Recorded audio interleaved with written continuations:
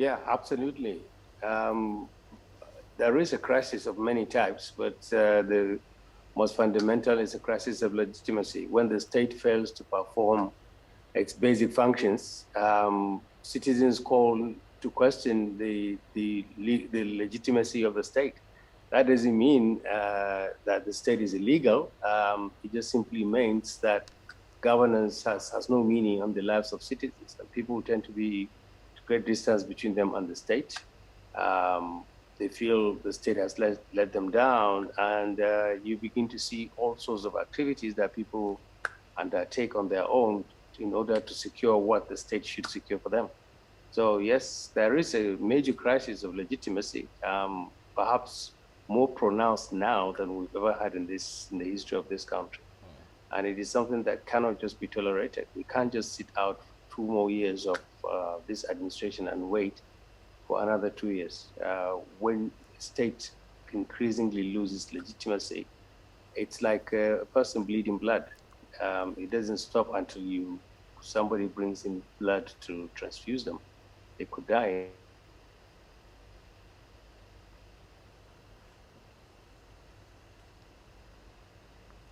Doctor, can you still hear us? I can hear you. Can you hear me? Yes, Yes, we please. can. Go ahead.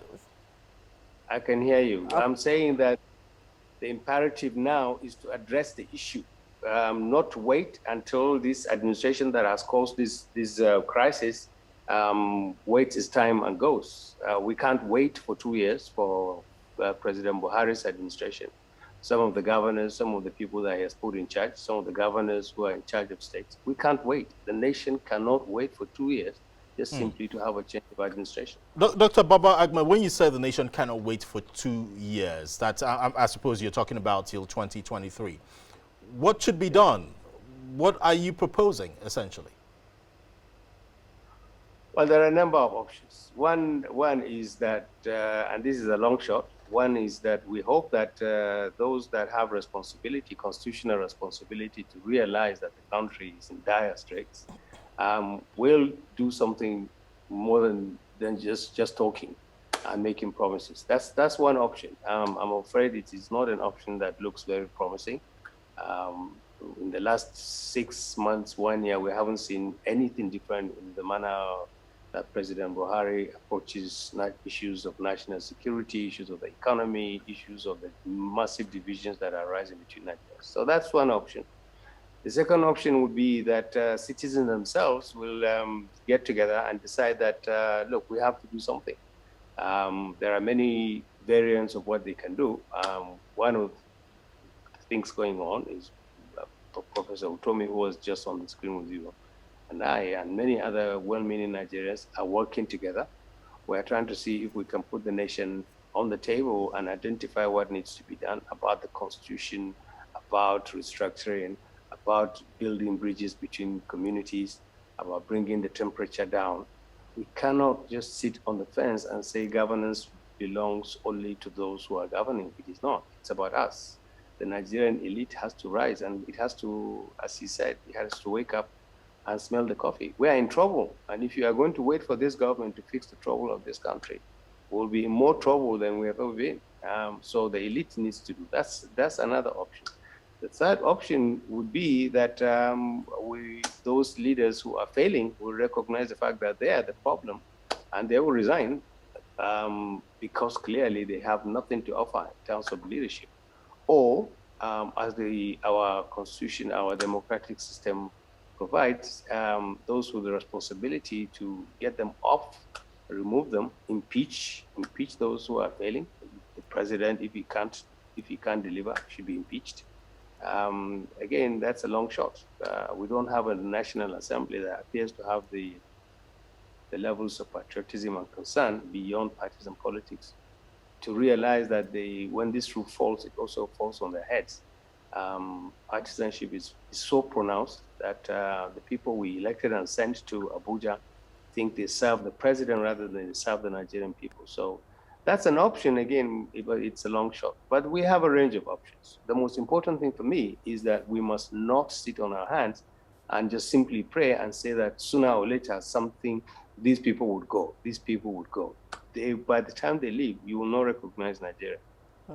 All right, Nigerians are already resorting to prayers when you're saying they cannot just sit and wait and watch, you know. Many people believe that some of the challenges we're having, particularly insecurity, can be, you know, addressed through divine intervention. A couple of days ago, we had the Ebonyi State people going into prayers. We have in Niger State going into prayer. We have everybody calling for prayers and divine intervention. Do you think it's an option as well to call God to come into what is happening? Because it appears that the president himself is actually frustrated. He's been making statements in recent times saying that all his effort to address the problems the country is having is being destroyed by people who are enemies of the state.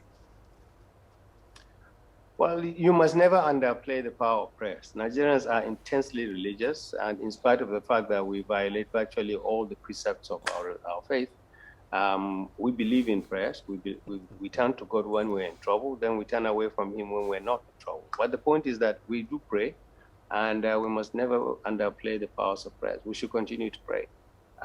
Regarding the president's lamentations, that it doesn't appear that what he's doing is yielding dividends. If he said so, then for me, that is an acceptance of defeat. You cannot be doing the same thing and not realizing that you're not producing the same the desired result, and then you continue. And all these lamentations, what are we supposed to do with them? So people are frustrating his effort. He believes there are enemies of the state that are fighting against, that wants to pull down the government, so to speak. I wish he would mention just 2 or 3 or arrest 2 or 3 these enemies of the state and deal with them. Look, enemies of the state, you're either talking about sedition or subversion or treason. Those are offenses. And we're tired of hearing the president or his spokespeople saying there are enemies of the state. An enemy of the state is defined under law, is defined very clearly. If there are people who are causing this insecurity, the government has evidence that they are doing so, then in the name of God, the God we all pray to, let the president arrest these people, bring them up, show Nigerians what they're doing, and then show evidence that the government is actually seriously dealing with security. Otherwise, it's just talk. How can the president say there are enemies of the state that are frustrating? In what way? A few days ago, they said groups are meeting to pass a vote of no confidence on the president, and this represents a threat to national security. That doesn't represent a threat to national security. We can pass a vote of no confidence on the president anytime. That is an exercise, that is a democratic exercise. It's legal, it's proper, it's important. That we say that the president is failing. And I don't think that whoever wrote that junk about complaining that people are going to pass vote of no confidence, one, has evidence that such thing is going on. And if they do, they don't understand what vote of no confidence is. It simply means that enough Nigerians are tired enough to get together and say, we have no confidence that this president is going to fix the problems of the country. There's nothing wrong with that. It happens in all democracies. It should happen in this country. It should happen a lot more in this country. What we would like to see is that it should be taken up by those who have constitutional powers to do a lot more than what we're saying. Where is the National Assembly? Where are our people that we sent to Abuja who think that they are now serving a different person than the Nigerian people? Those are the people who should be asking President Buhari, sir, what are you doing about security? What are you doing about the economy? What are you doing about the cost of living? What are you doing about all the communities? Policing has collapsed. We are entirely at the mercy of bandits and kidnappers everywhere in this country. It's just killing and killing and killing and killing. When does this stop? What is going to happen? So if saying the president has failed represents a frustration of President Buhari's efforts, then I think he needs to be prepared to hear a lot more. All right, Dr. Hakeem Baba Ahmed, let me get in specific terms what exactly you are asking for when you talk about the legitimate means to, confront a government that has lost legitimacy, and you mentioned the National Assembly, the Senate in particular. Is impeachment on the table?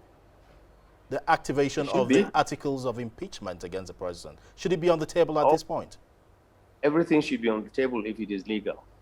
That is how desperate we are. Everything should be on the table. One option we have would be that the legislators will look at the record of the administration, understand the areas where the president has failed, understand areas where clearly there is no evidence that they're going to do anything about it, and then refer to the constitution that says the whole purpose of government is to secure students, secure citizens, and pursue their welfare.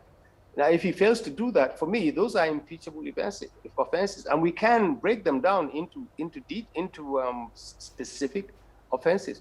In the last 6 months, 1 year, 2 years, what has the president done different to secure this country? What? He has sacked service chiefs. He has changed one or two IGs. Absolutely nothing has done, and yet you see increasingly failures of the state to protect citizens. Now, if that is not a failure of governance, I want to know what it is. Cost of living is going up. Corruption is going up. Every day you hear about it. This morning I was just reading. The Minister of Finance is saying there are 2 trillion naira locked up in ministries who are not remitting money to the states. That's corruption of the highest order. To condone corruption is a crime. Not to do anything about it is a crime. To pretend that it doesn't exist is a crime. There are many, many things I believe should be done. So yes, impeachment is an option and it should be looked at. Like I said, unfortunately, we do not have the kind of National Assembly that would even go there. And this is important that Nigerians should now hold their legislators to account. Every Nigerian should begin to demand from their legislators an explanation over what they're doing about the presidency. So that's one option. The second option would be, again, as I said, well, let's get together. Citizens can talk to each other. We can organize conferences. We can organize meetings. We can have students. I keep saying students. I apologize. I was talking to some students yesterday. Citizens can protest. Protest is a legitimate exercise of democratic rights, so long as we don't break any law, so long as we do not violate any requirements of security. We can protest, and we should protest. It's time that Nigerians stand up and say to this government, enough is enough. These bandits that are harassing our lives 2-3 years ago were part of us. We knew some of them. They didn't drop from the heavens. There are bandits, there's banditry, there are killings of policemen in the southeast, there are ejections of northern in the southwest, simply because people see a weakness on the part of the Nigerian state. They won't do anything. All right, doctor, hang on a minute.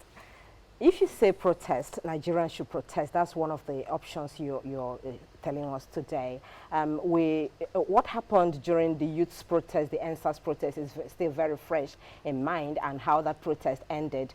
And again, Nigerians don't seem to even believe in, let's say the labor union, for instance, which used to call out people on to protest. We remember what happened during the Goodluck Jonathan administration when Nigeria was occupied because of fuel subsidy. That doesn't appear like it will work again in Nigeria, because if you even stand up to protest, the government of the day may not allow you to do that.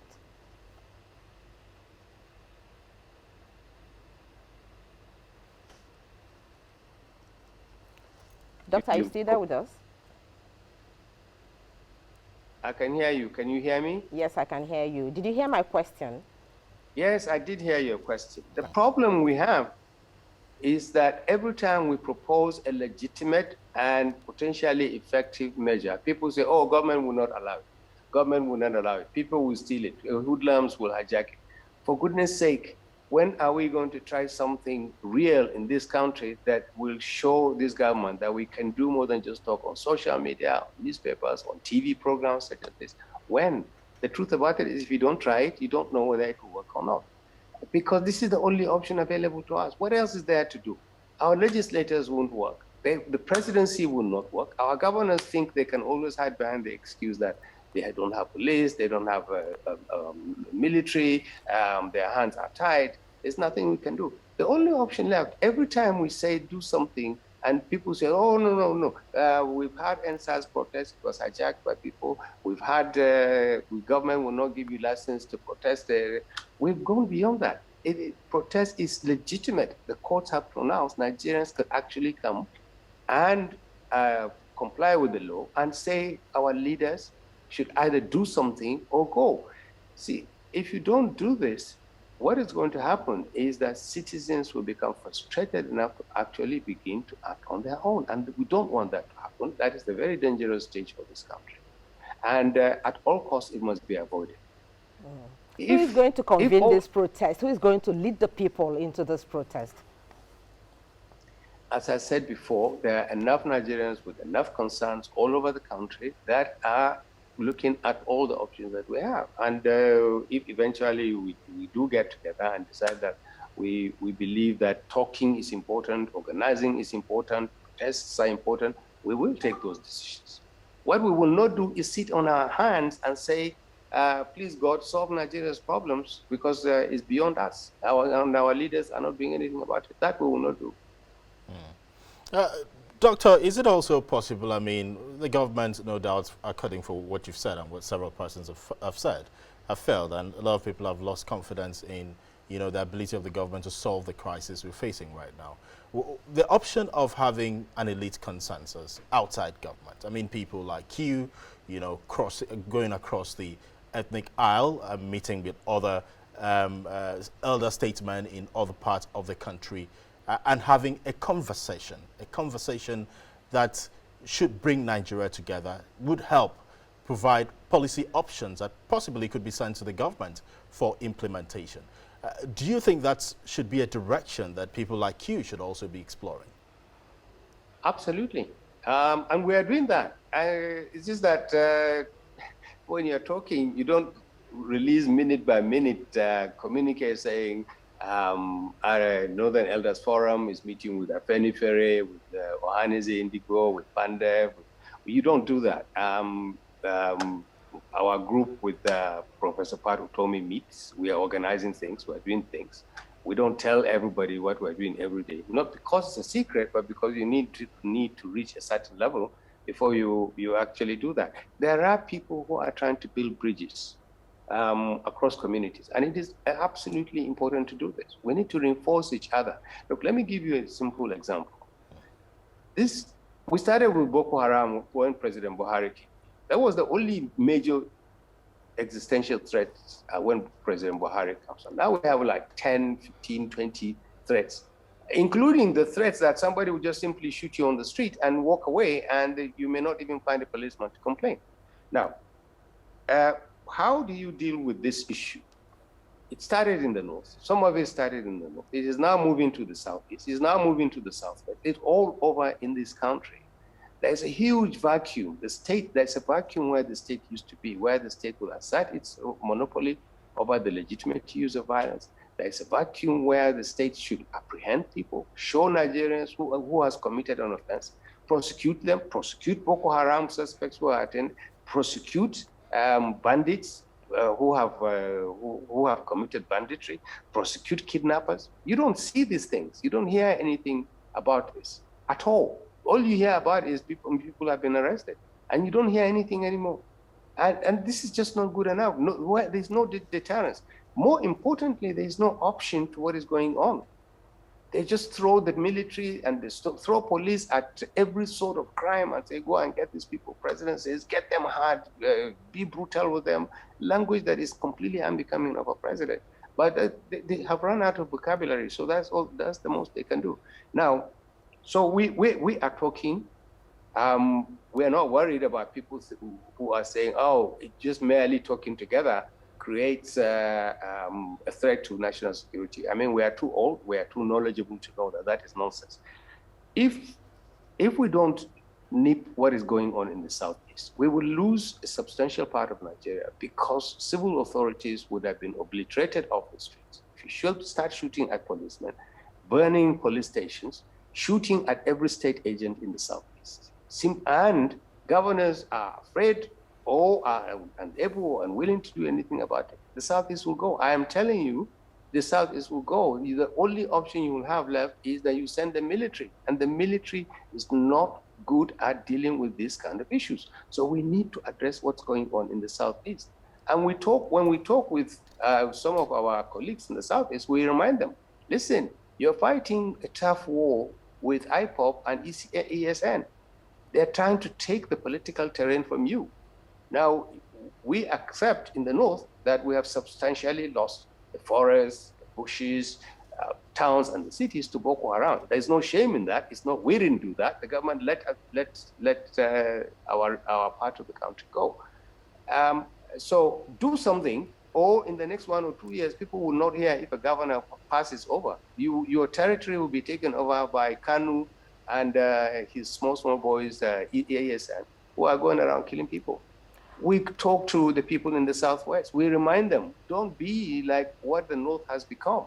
If you think that Amotekun is going to be your protection and that Amotekun can stop vehicles of Northerners going to Ondo State and just turning them back and telling them you can't go, you can't do this thing, Amotekun cannot protect the Southwest. They need to wake up and realize that their protection cannot lie in the hands of some people who are just wearing uniforms and going around throwing their weight around. The point about this is that there are elites who are getting together and identifying two things. One, we do have a common problem, and that is the failure of the state to perform its most basic of functions. Two, that there is a chance that we can do something. We must salvage this country before 2023, before a situation where everything gets out of hand, and the current leaders say, well, we've tried our best, we've failed, and let somebody else come and do it. By that time, you're hardly ever going to have anybody stepping forward to do anything, because the Kanus, the Amatekuns, the bandits, the kidnappers have taken over the country. And that's the real challenge. And it doesn't appear as if people recognize the threats and the dangers that we're facing. But we're talking, we're doing the responsible thing. And I can assure you, we will not give up.